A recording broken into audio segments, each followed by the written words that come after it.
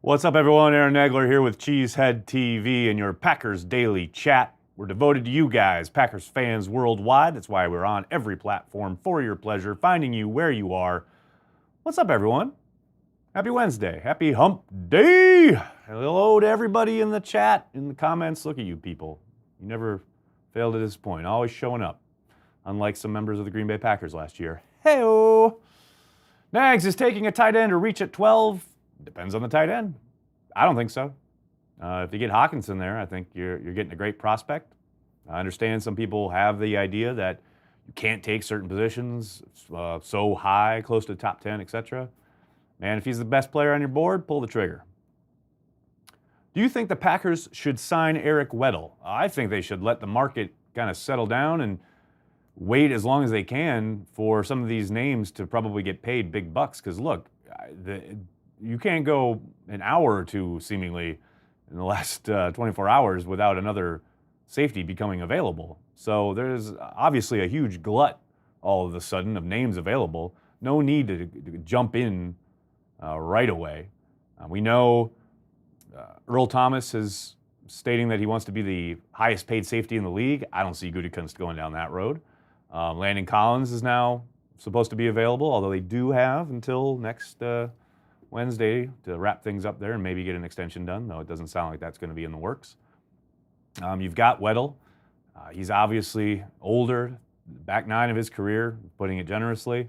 But I thought he played well for the Ravens last year. Now, he wasn't the turnover machine he has been in the past, but I still think there's mileage there. Now, I wouldn't jump in first wave of free agency there, but if he's out on the market for a while and they can get a competitive deal done, yeah, I like bringing him in.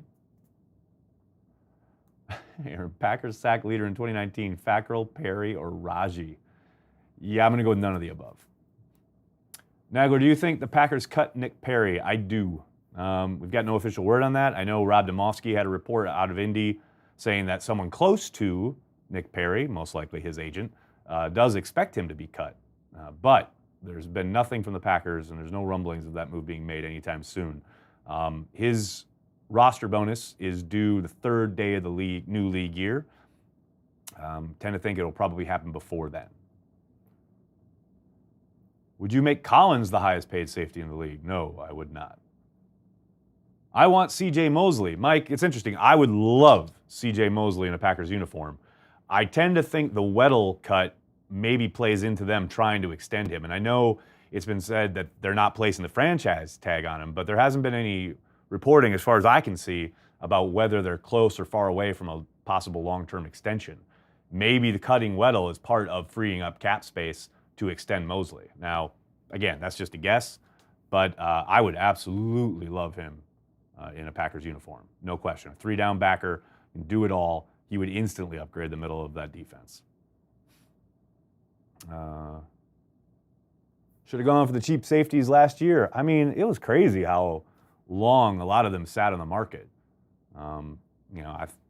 You guys followed me for a while. You know I was on the sign Eric Reed train. That never happened. But yeah, it's crazy what's been going on with the safety position in the last kind of two off seasons, especially with, it was a devalued position for a long time, early 2000s into the better part of that decade. And then it seemed like the narrative had changed around it. Safeties did start getting paid a little bit, and now all of a sudden that has come to a screeching halt.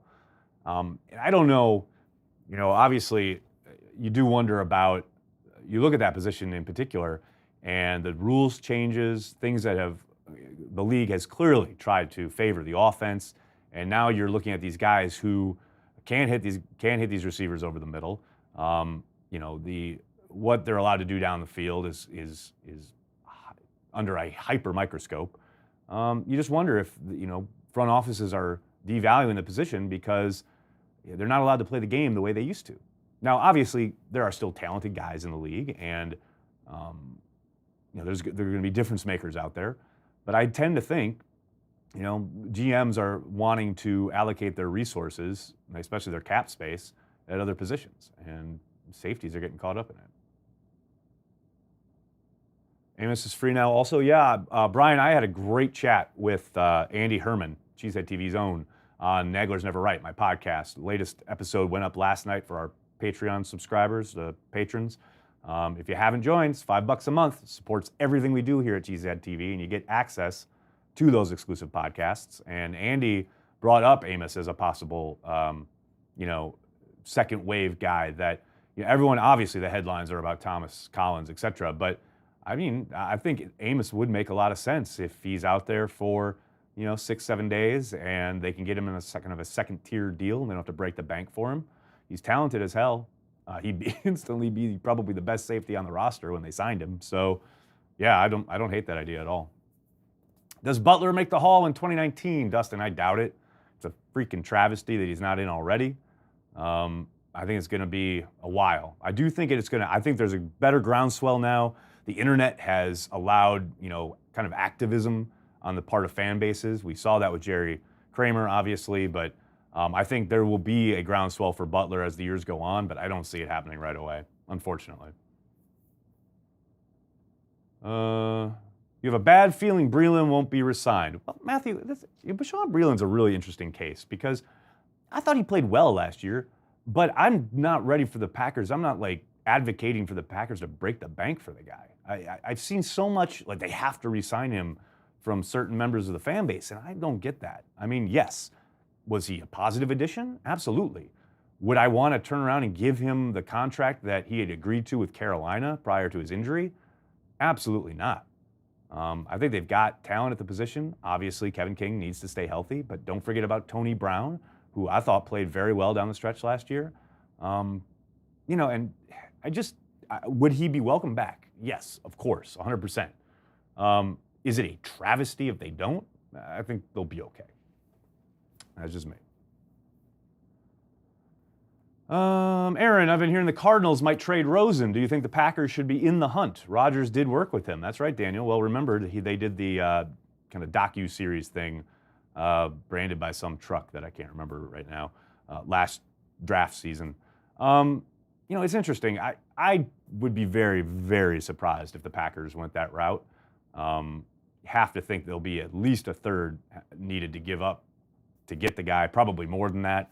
And I don't see them using premium draft capital to go and get a guy who basically would sit on the bench. Now, what would be interesting is if they did acquire him and then say Rodgers gets hurt again, as he's done pretty regularly these last 3 or 4 years, and all of a sudden he gets some on-the-job training and looks kind of good doing it, and then his deal and Rodgers' deal end at the same time, ooh, doggy.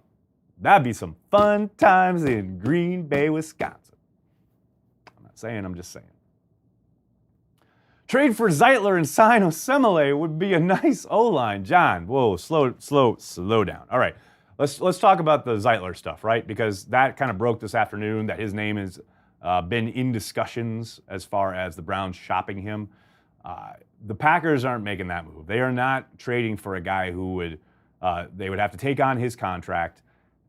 They have traditionally, not devalued the guard position, but they haven't broken the bank for it at any point. And I can't imagine them making a move for Zeitler. Now, Osemele, if he does indeed get cut for, the word is the Raiders could make that move for cap reasons. Yes, please, yes, make that call. I think that makes a lot of sense.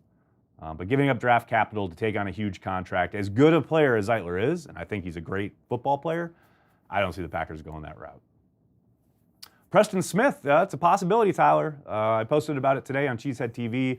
I know Michael Cohen had written in his athletic piece that the Packers will be in the conversations for both Preston and Zadarius Smith from the Redskins and Ravens, respectively. I like both of those ideas. I like the idea of getting them both. Let's go.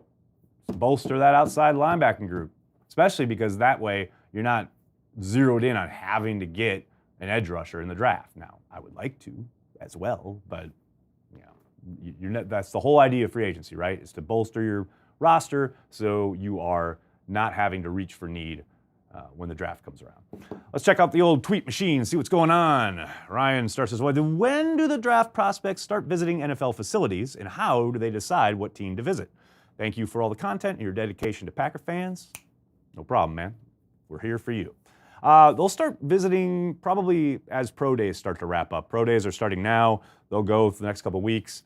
And some visits may start earlier than that. And as far as who they decide to visit, basically the agents line that up, and it's about logistics and travel and things of that nature. But you'll start to see it reported in like a week or two, probably. Saw a mock with Green Bay taking Devin White at 12 with Hawk going a few picks later. What say you? I'm down. I mean, people think it's funny. I've kind of been branded with the Nagler wants Hawkinson at 12 thing, and that's not the case at all. I would love him on the Packers. I don't care where they take him. I think he's going to be a really good football player. But hell, if it's Devin White, I love that idea too. That's the thing. At 12, you look at the names. I mean, there are a good solid 15 to 18 potential. I'm not saying they're locks, but potential blue chip players in this draft. And the Packers get the chance to select one of them. And if Devin White's the call, I'm in. I'm happy. Got a 3-down backer, sideline to sideline, good blitzer, able to get off blocks. Sign me up. Put him next to Martinez, let him terrorize offenses. I'm down with it. So, the idea that if they pass on Hawkinson, I'm going to be upset, that's, nah, Chief. All right, what else we got? It's possible, cap-wise and stuff, to trade for D Ford and get Landon Collins in free agency. It's just me playing Madden? Thanks. Is it possible? Yeah, sure. Make the trade for D Ford, probably an early day 2 pick, and then sign Landon Collins in free agency. Yeah, sure. That's not too Madden. I've heard many, many worse Madden-style trade ideas throughout the years. All right, let's head back to the live chat. Haven't brought up the Kuhn retirement yet. Well, Scott, here you go. Salute to John Kuhn. Ultimate Packer, right? He's good peeps. I would not be surprised if he ends up working with the organization in some capacity. That's obviously a good fit, and it's great to see him go into retirement as a Green Bay Packer. And your Twitter feeds are probably full of that clip from the Bears game where he comes across the formation and makes the diving block against Julius Peppers, freeing up Aaron Rodgers to roll to his left and hit Randall Cobb for the winning touchdown. That's just one of his many great plays. Great Packer, great football player. Happy to see he's retiring as a Packer.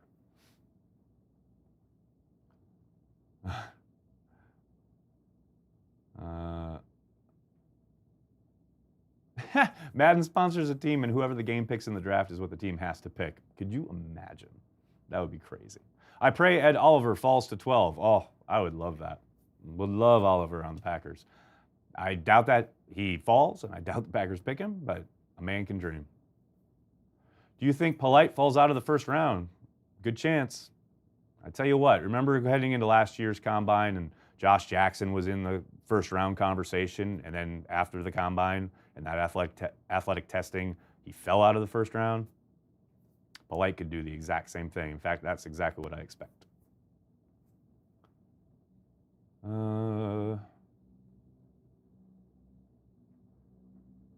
What? Do you think Gutekunst and Rodgers had a deal to kick McCarthy for the big contract? What? Rodgers would be the only one to miss throws and let it look like an honest try. Ooh, that's some good conspiracy theory right there. I'll give you one of these. No. John, Weddle, and Mosley were both addressed earlier in the video. When I'm done, go back, watch from the start. What is the max you would give up in a trade for OBJ? Whew, a lot. I'd give up 30, probably another day 2 pick, and a player. But that's probably about it. I wouldn't give up both firsts. By the way, the Zeitler thing, what if the Browns are trying to package something for OBJ? Could you imagine Baker to OBJ? Oh my gosh, wreck the league indeed. Is it possible that Green Bay takes 5 players from Iowa or Iowa State? Anything is possible. Would you take on Brown with a second-round pick? Not with his contract demands, no. Trade up for Sweat with our first pick. I don't see Gutekunst in a class that has a lot of talent in the defensive front. I don't see him giving up picks to move up for a specific guy. Now, that said, if Gutekunst loves somebody and thinks he's a once-in-a-lifetime player, then yeah, maybe he makes that kind of move. But I don't see it happening. Why did Oliver fall seem to be number one before the season? Well, Scott, remember, you're seeing it through the prism of the media. So we don't know how teams actually view him and what his actual draft stock may or may not be. Now, that said, I know the incident with his coach on the sideline plays into it a little bit, injury, etc. But, I mean, for me, he's one of the best players in this draft. Hey, Aaron, would you take a running back like Bryce Love if he were to slip into, say, the 5th round? It seems like his draft stock has fallen as of late. Again, draft stock is very eye of the beholder. But I mean, if the value is there, if they have, it all depends on where the Packers have him rated, right? If they're sitting there on day 3 in the 5th round, and there's one lone name, say on their board, their tier system, and it's say they've got a 3rd round grade on the kid. Yeah, I mean, yeah, I would not be adverse to that at all. I think I'd love it, actually. Double dip at both edge and wideout? It's possible at edge. I'd be very surprised if they did it at wideout, especially after drafting 3 of them last year. Explosive slot guy in free agency would be a great addition. I agree, Michael. I keep saying I think Cole Beasley would fit that bill, but we'll see. Devin Bush is my new favorite trade back target, Aaron. I think he's obviously set himself up pretty well with a really good combine. His tape is strong. I don't hate that idea either.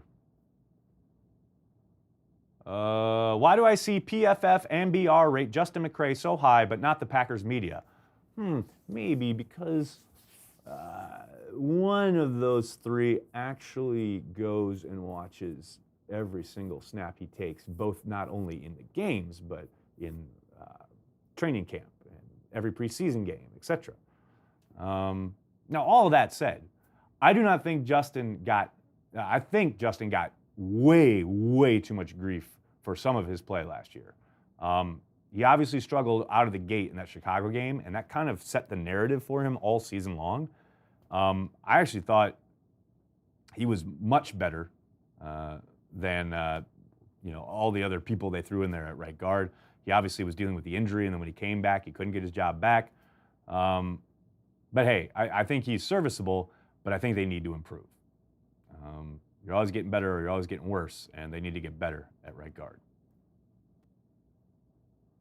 Am I the only one still extremely pissed that Rodgers suffered a concussion in a meaningless game in which he had no business playing in? I don't know if you're the only one. Maybe there are other humans around the world that share in your frustration. I let it go a long time ago. Life's too short. There's a good question. Daniel, who do you think is more likely to fall to 12? Oliver, Sweat, White, or Gary? White, probably. Of those 4 names, I would say White.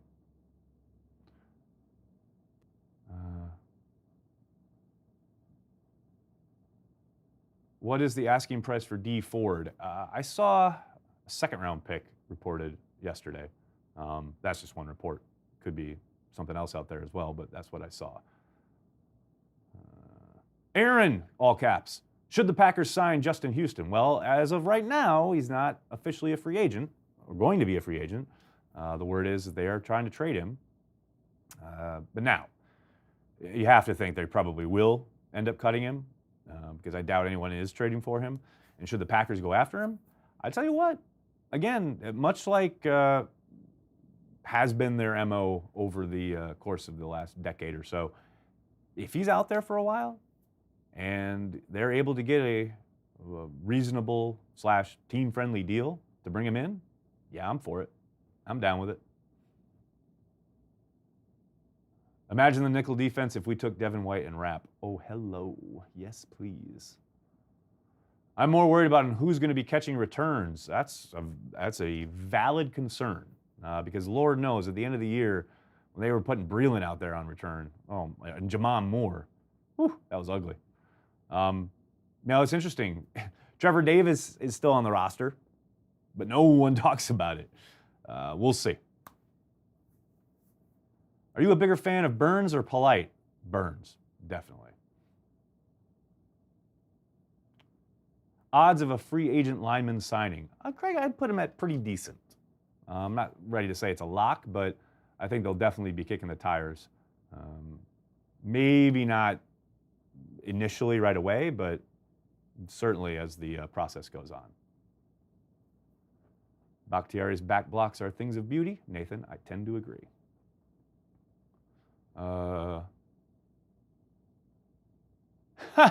Who runs a faster 40, you or Banky? Oh my, nobody wants to see that. I have no idea. Let's never find out, shall we? All right, I'm gonna have to jump, but let me tell you guys, thank you so much for being here, for supporting us. All of you that are patrons, thank you so much. Our Patreon page, like I said, has my latest podcast is up. But also, I want to make sure you guys know about our Cheesehead TV draft guide.